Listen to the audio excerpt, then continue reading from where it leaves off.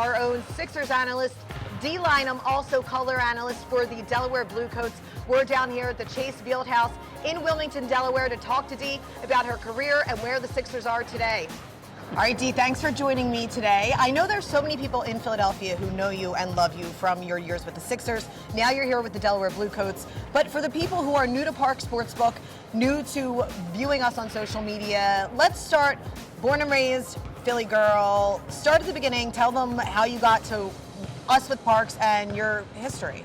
So I was born in Philadelphia. My dad and my mom both are Philly natives as well. I did go to high school on the West Coast, and I went to UCLA for college.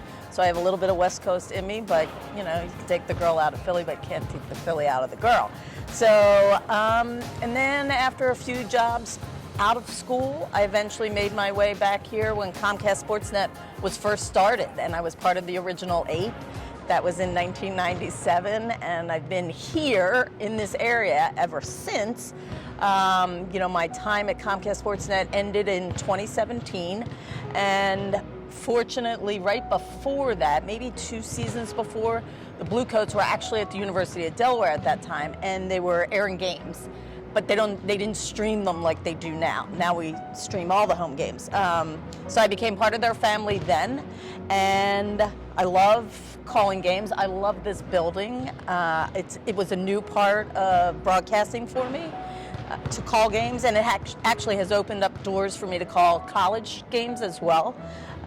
So that part's been great. And then how I became part of the Parx family is because my dear friend Matt Cohen and I became friends during pandemic, because the one place you could go and feel safe was the golf course. And so I remember walking up to a tee one day, and he and another guy he worked with, I said, hey, do you guys mind if I play with you? And that was the beginning of a beautiful friendship. So how do you feel about how gambling is now integrated into the sports world? And since your experience, you've kind of seen the rise of digital media, the rise of sports gambling integrate with the sport. What's your opinion on it? Well, I have a couple things. One, especially when I was working so closely with the NBA, that they really tried for a long time to distance themselves. And then they were the first to really make the gambling part of it part of the family. And I think that makes a big difference, and now everybody does it. And I think the other thing, I'm actually teaching a course in the fall on sports gambling and media. And I have to design it. I know. They offered me, they said, do you have a topic? And so, yeah, that's what I'm going to teach. In addition to being a trailblazer and a groundbreaker, she's also teaching how to do it. So she's teaching other people how to do it. Yeah, and I have found in teaching, because I teach at a couple different colleges, and I have found that in our sports media classes, you can't ignore that there is a lot of television devoted to the sports gambling industry. Right. And I think it's important to know there are jobs there. And, you know, if you're talking about journalism, that we have seen change. You said digital content, that we have seen change. So the television industry has changed from when I first came into being part of sports TV. But just because it changes doesn't mean there isn't ways to still be involved in it. And so that's cool for me. So what do you tell the young and aspiring who want to be the future Dei Lynams, who want to be the color analysts, the women of the world, or the men of the world, but particularly the women, because you're one of the first, you know, especially in Philadelphia, there's a lot of women who look up to you.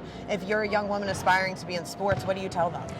Well, I tell them that the more that you can do, and this goes for male or female, but the more, if you can write, if you can edit, you know me, I edit on my phone now, and because I do it more because of Parx, I've gotten more proficient at it. I had been an editor for years, and then I got away from it because people edit it for you. So the more you can do, the better off, and the more knowledge that you want to know. You know, so what about those sports gambling shows do people find appealing, and what do they not find appealing? I think that's it. And then to look at how are people taking in games, right? Are they watching your games? Where are they watching them? How active are, you know, a lot of generations, they just want to see the highlights. But I tell them, if you don't watch games, then they'll start to just do highlights. Right. But I do think that's one of the things the G League has done. You can watch a game if you missed it. They'll have a 20-minute, not like, just 5 minutes, but you can watch pretty much the feel of the game in like 20 minutes. When you say the feel of the game, you learned the game from one of the best. Well, my dad. Your dad. If you don't know who Dee's father is. He's a true legend. He's a true legend, former head coach of the Philadelphia 76ers. Yep. So what did you learn on what to look for when you're talking about the feel of the game? Because you're so good at breaking down the game and looking at the positioning and being able to communicate what you're seeing. How did you learn that? Does that just come with repetition or time, or how did you learn the game? Yeah, well, I learned the game probably because I spent a lot of time with him. Okay. I played in high school. I did not play in college. I had to make a choice there and go to a small college and play, or go to UCLA. Yeah. And I could get in a pickup game, But in the sunny weather. Right, exactly. But in terms of learning the game, I think because I watched so many games with him, that you start to see things, and then in having conversations. And I'm a math geek a little bit. So, I'll see trends in a game, and then I'll go see, is there stats there that are backing me up for what I'm seeing? Okay. And a lot of times there are. Okay. And then it makes it feel like, well, it's not just me saying this. It really is happening. Right, yeah. Because you're able to apply the statistical analysis to what you're doing. Yep. So how do you feel about the Sixers team? What are your thoughts on them as they? I can't wait to see what this looks like. I think that I always say you need at least 2 superstars if you're going to win a championship. I think most people would back you up on that. And I think now a lot of people think you need like 2.5, if not 3.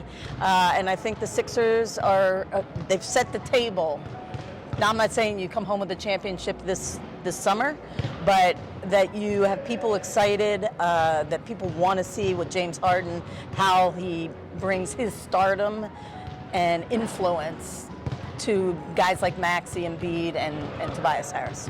And what would you tell the fans if they can't make it to a Sixers game, how to get down here to the Delaware Bluecoats and where they can find the tickets for that? And there's a playground over there. I'm going to go check that out in a little bit. That looks awesome. Well, so the Bluecoats is really geared to a family experience. Yes. And part of what the G League is, because players come in and out and get called up, or it can even get called up from another team, not just the Sixers. So the faces change, but they try to keep the experience consistent. And the tickets are reasonable. It's not going to break the bank. Right. And it's fun. And the team, Kobe Carl, has been awesome to watch him coach this group this year. And they've played really, really good basketball. They won the Showcase, which was a tournament that broke the first 14 games out, and then they got to split as a group $100,000, which was kind of cool. Wow. They went to Vegas. Yeah. So they won that. Wow. And now they're sitting in the top 3, and they have about 20 games left, and at least half of those will be here. Yeah. It's a great environment down here in Wilmington, Delaware. Thank you, Dee, for joining me on the first Parx Sportsbook Spotlight. Make sure that you download the Parx Sportsbook app and follow us on Instagram and Twitter.